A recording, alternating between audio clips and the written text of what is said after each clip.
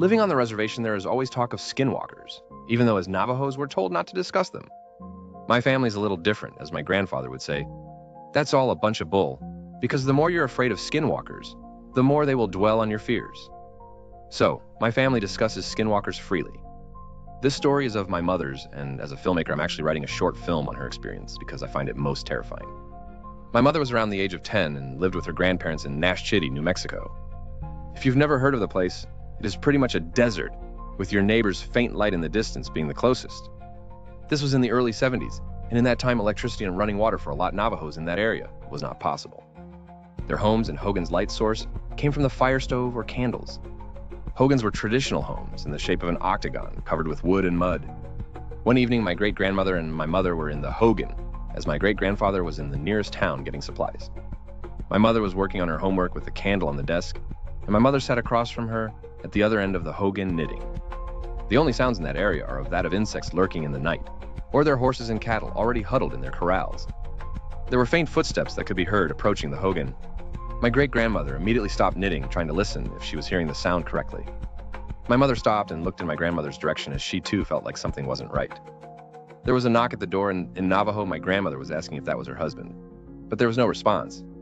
My grandmother and mother sat in silence, both confused at who could be at their door late in the evening. The footsteps continued to walk towards the little window just above my mother.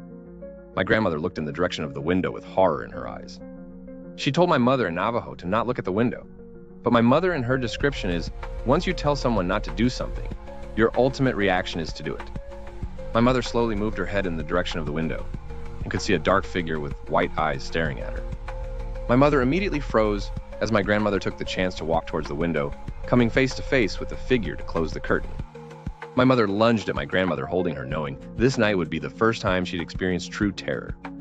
Fast footsteps of an animal trotting to the door caused my grandmother to yell at the figure to leave them alone, but the door handle began to rattle.